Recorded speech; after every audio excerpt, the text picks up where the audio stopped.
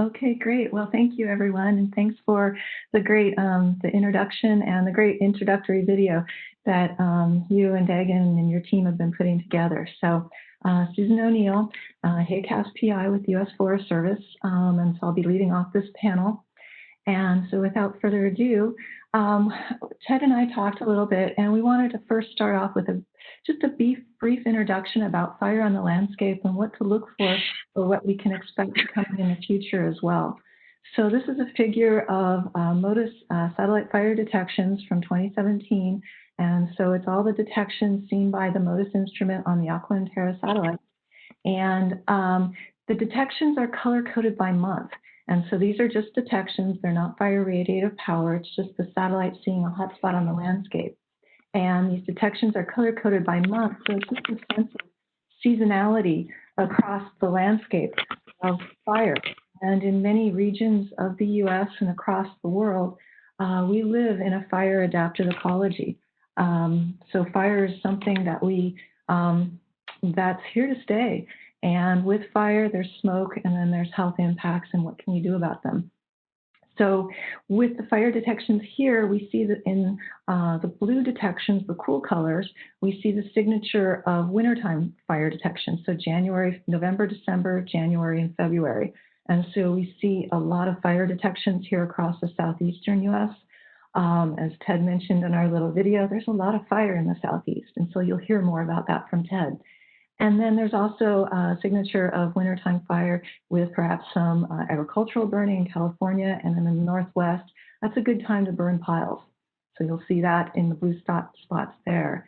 And then as things warm up, fire moves north. And so we start seeing the signature of springtime burning in the central US with the sort of yellow and green detections. And then with the orange and red detections, we start seeing the signature of the wildfire season, particularly Western wildfire season. And 2017 was a big year for wildfire. So that's a look at fire on the landscape and the seasonality of fire on the landscape. And some of our ecologies are designed to live with fire, for example, in the southeast, with a fire return interval of about every 3 years for the longleaf pine, and for wildlife habitat that needs that the longleaf pine.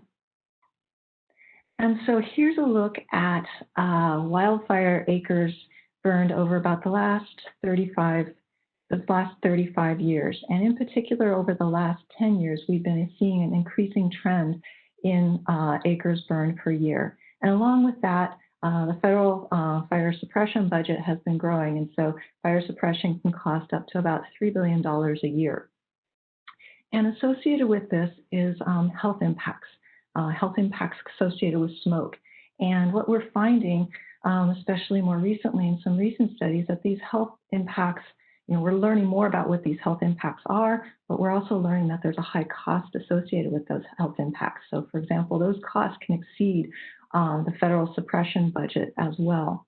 And looking forward into the future with a warming climate, we're expecting to see this trend increase, to see more fire on the landscape, more smoke out there as well. So what can we do about it? So NASA HAQAST has funded several projects with regards to smoke and fire. And so that's what my particular project is focused on, facilitating the integration and adoption of satellite products for decision support during wildland fire smoke episodes. So a big mouthful there. But what we're looking at, and what my project is focused on, is improving the different components that go into smoke modeling, to calculating fire emissions, and ultimately the products that then are used by health and air quality agencies and by people doing smoke forecasting deployed with incident management teams. So here's a look at the various components. And in particular, I'll focus on a couple of the components that we've been working to improve. And I have to say, it was good to hear, like both from Susan and from Brian in the previous panel, about how projects change.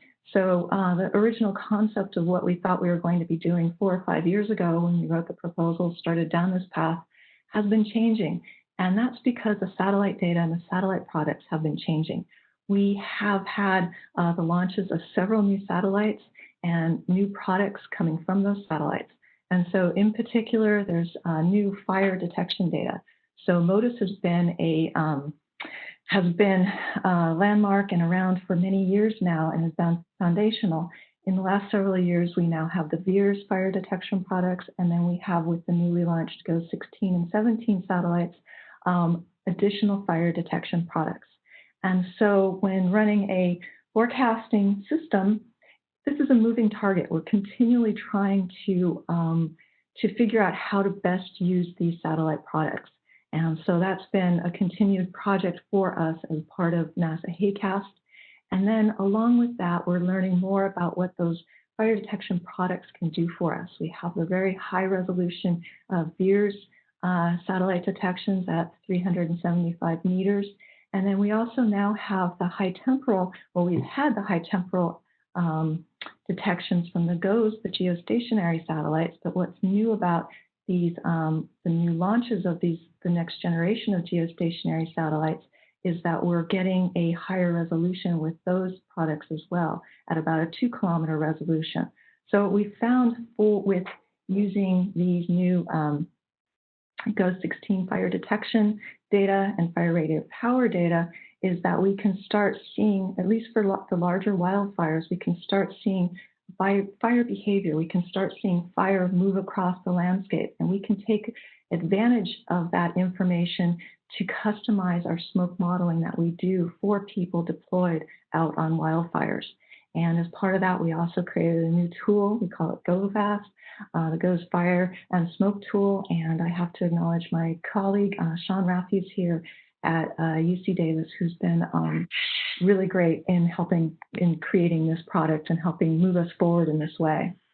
And then we've also been working on a variety of other products, trying to tune and learn and use satellite data for smoke modeling, so such as the NASA FEAR algorithm for calculating PM emissions, and then using the different CATS, Calypso, MIAC vertical information about plumes. And it's not just your plume height, how high does the smoke go in the atmosphere, but what's happening underneath that plume height. That's very important as well. And then working a little bit with the geochem data to initialize our modeling systems. And then also Yufei Zhu was a postdoctoral researcher with us for a while, and he did some really great data fusion work. So just different pieces of the project, you know, satellite data that we've been working on to improve our different products. And all of this is with the goal of ultimately improving the information that is going out to air quality and health agencies and ultimately the public. And I just wanted to mention the Tiger team that I was helping lead myself with Mingwei Dao and Daniel Tong at the original concept for this Tiger team. And it was looking at the 2017 Northern California wildfires and ultimately the health impacts associated with them. And I have 2018 in parentheses because the project has also morphed into 2018, which is another big fire year, another big fire and smoke year. And so I just want to point out that there was a lot of interest in this project. We had over 70 collaborators from 35 agencies interested in this project. It's a big issue in Northern California when this happens. And then we've also been working on some online training products. And so we created, and this is not something we had originally planned on doing when our concept of HAQAST started, but it was a need that came out through the Tiger team work and through work on our core products. And so we have a satellite video. We have a video on the basics of satellite data for smoke and fire. And then we also have a video on NASA Worldview for smoke and fire. And I want to thank Dagan Miller, who created these videos, and thank Mark Fitch, who worked closely with me on creating a script for these videos and fine-tuning them. And then also Paul Gupta at NASA RSAT was very helpful in creating these videos. And these are required training for air resource advisors who are smoke forecasters who are deployed with incident management teams. And then with that, I've mentioned air resource advisors a couple times, and so they're deployed as part of the Interagency Wildland Fire Air Quality Response Program. And so this is one of our primary stakeholders that we work with, that we support, we provide technical information to. And so with that, I am going to turn it over to Mark Fitch, who is going to talk a little bit more about the program and the different products associated with the program. So take it away, Mark. And I will leave my slide screen up for you. Thank you, Susan. Thank you for inviting me to be on the panel. My name is Mark Fitch. I work for the National Park Service Fire and Aviation Fire Management Program Center, which is housed at National Interagency Coordination Center in Boise, Idaho. As Susan had mentioned, that wildfire is not going to go away, and it is going to be increasing potentially due to climate change. An interagency wildland fire air quality response program was put together jointly by USDA Forest Service and DOI agencies to develop and to help respond to wildland fire air quality issues associated with incident management teams on the fires. From there, we developed air resource advisors, ARAs, to help the incident management teams communicate about health issues associated with smoke, PM 2.5 on the fire. Susan and the Air Fire team in Seattle, Washington, the research group, has put together a series of technical pieces for us, including the models that we use for dispersion forecasting, as well as web pages associated with air monitoring equipment, both permanent, temporary, and low sensor. This year, low sensor sensors that are put out with a QA/QC analysis. EPA and U.S. Forest Services have been working hard to actually ensure that the quality of the data for those low-cost sensors are useful for their resource advisors to ensure that our forecast, which we can see there in the center, bottom center of the page, which is one of the tools we use for communicating to the public and health agencies for the states about impacts from a particular fire that may help the public change their outdoor activities during the course of these large fire events. We can see two air resource advisors, Lee Tarnay at the top right, and the setting up of our temporary monitors in the center. This program has been going on for since about 2011. We've been having annual training for the ARAs in about 9 years. This year, because of the COVID-19, we've had to do online training. And this year in particular, because of the COVID-19 pandemic, the incident management teams have been trying to figure out ways to ensure safety for the firefighters and also for the public. We know that there hasn't been any real definitive research on the impacts of smoke and the COVID-19, but there's been anecdotal data that we've worked with CDC and messaging for the ARAs to talk about the COVID impacts from smoke and air quality issues associated with the smoke from fires this year. With that, I'll turn it back to Susan and take any questions later on that might come across. Thank you, Susan. Okay, great. Thank you, Mark. And then with that, let's see, I will stop sharing my screen and then we will move on to our next panelist. Ted, take it away. Very good, thanks, Susan, and hopefully I can share my screen. As Susan said, in the Southeast, there's a lot of prescribed burning going on, and based upon the potential health impacts, what we started to do and what we propose to do is add to our air quality forecasting system this ability to predict the impact of prescribed burning smoke on air quality. And this really came to fore about a decade or so ago when Atlanta was hit by a huge plume from a couple of prescribed fires. So with that, I'm going to just quickly tell you what we've done. Let's see, share application, okay. It's not changing. let's see. Ted, do you want me to share it on my screen? Oh, there we go. Oh, so it's now changing. Great. So this is our team, and just some of our projects, and there's more details on the video as said before. And I'm primarily going to talk about this project where we've been developing this system to predict the air quality and health impacts of prescribed fires, as shown here. And really the thing to keep in mind is the importance and the growing importance of prescribed fires. As Susan showed, it's very prevalent in the Southeast.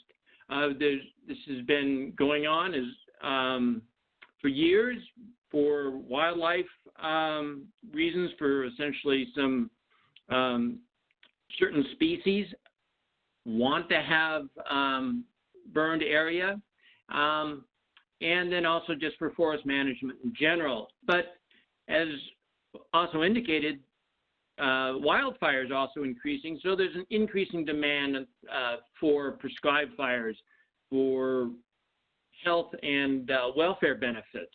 And we've seen this in the Southeast.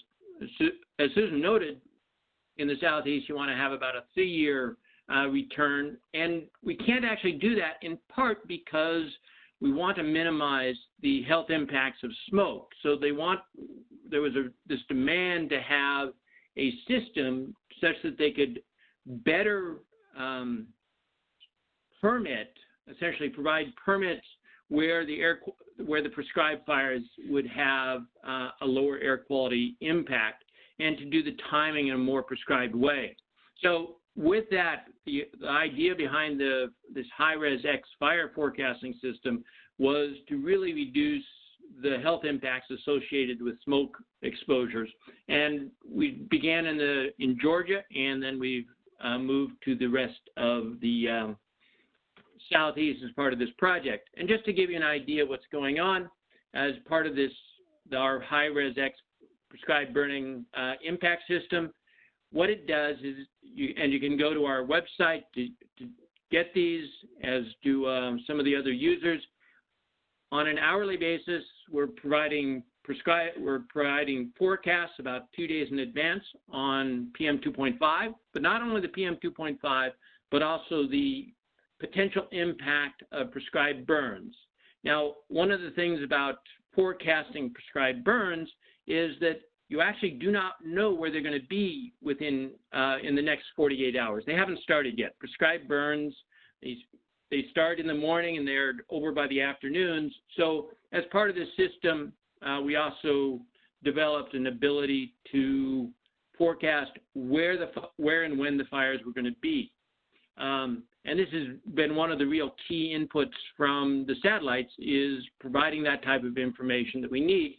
And then after getting the impact of the prescribed fires on air quality, we can also get a health impact forecast. And this can be used in a number of health endpoints.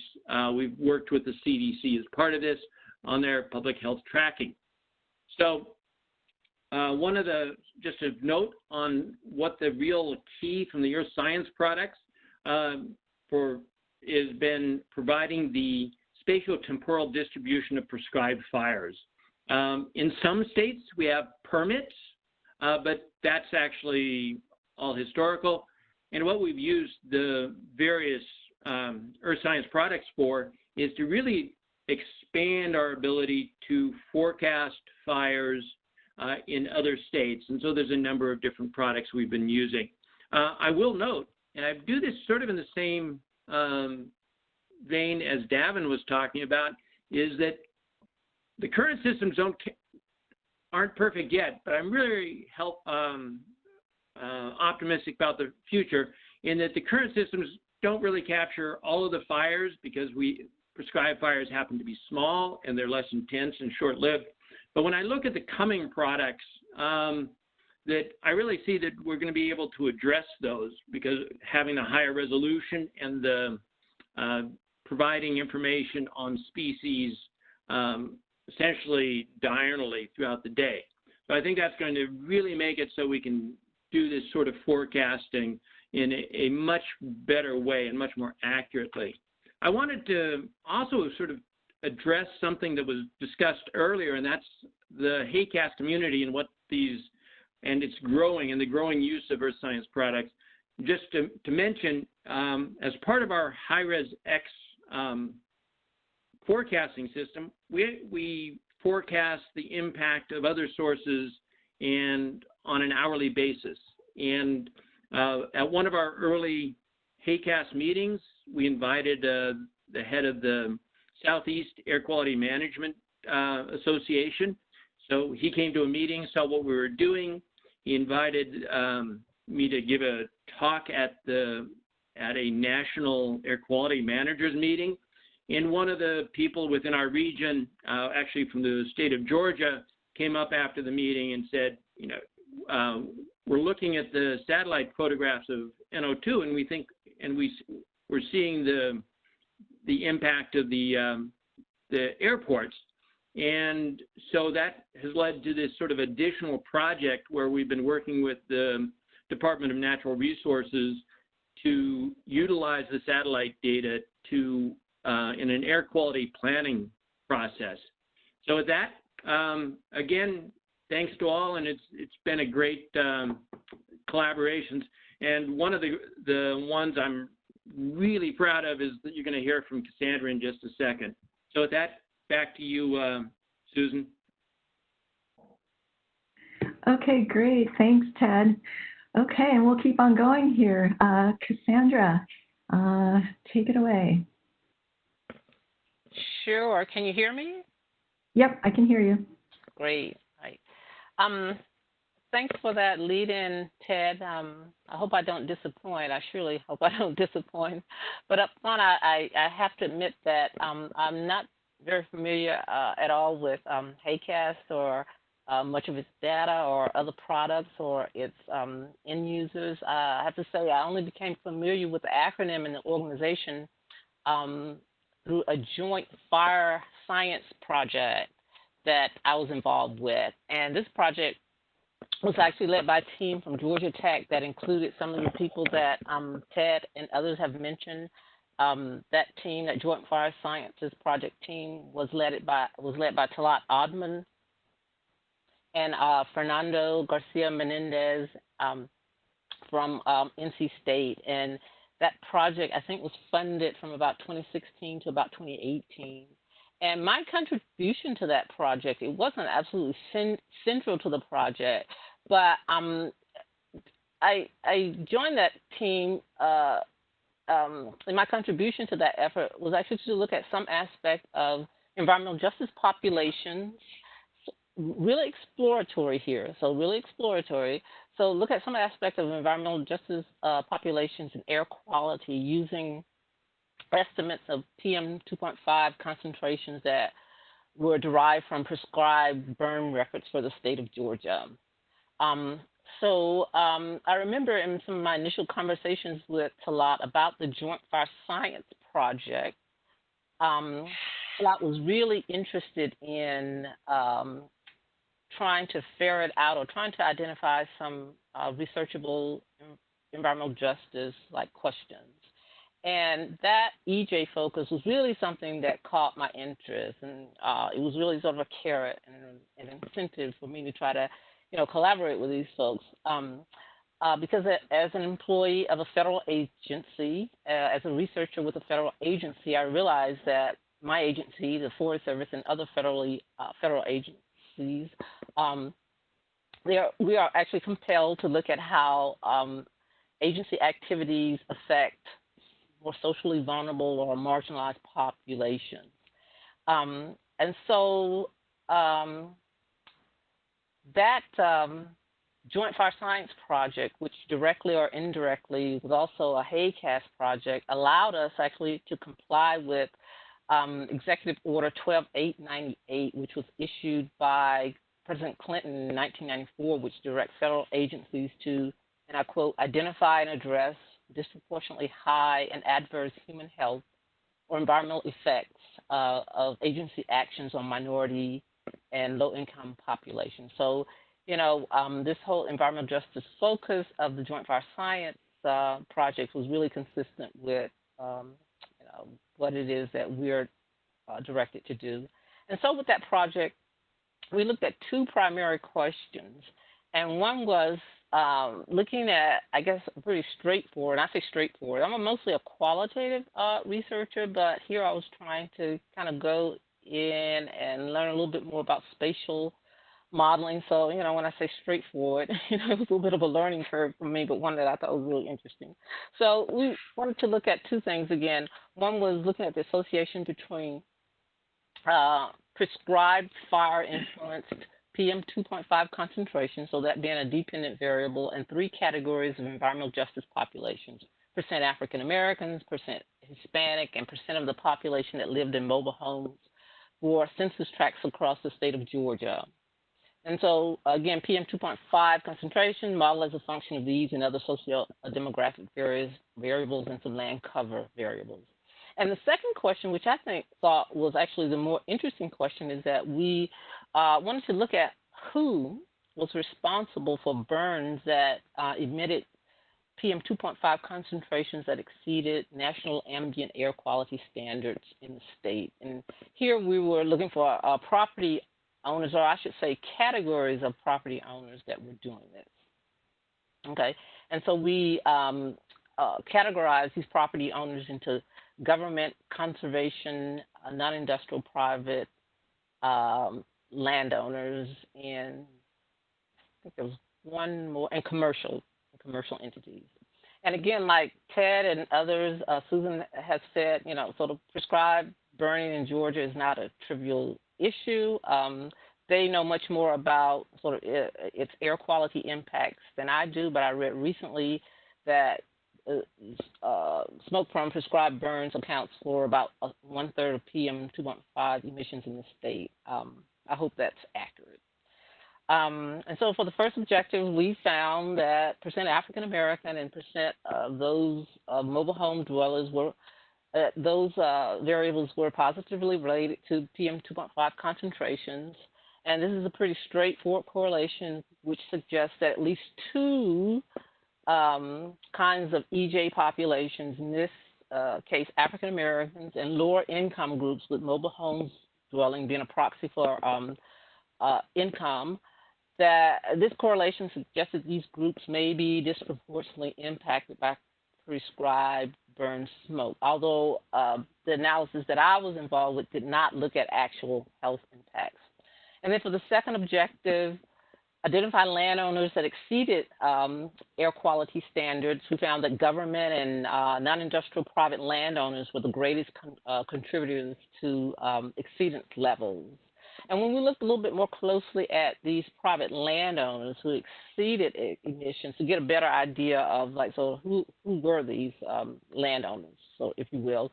And we found, looking at the parcel data that was intersected with the prescribed burn records, we found that the assessed value, land value of these properties was higher for emitters than average, which suggests that lower income and minority populations are probably not among those landowners that's putting most of the smoke out there, but their health may be more adversely impacted.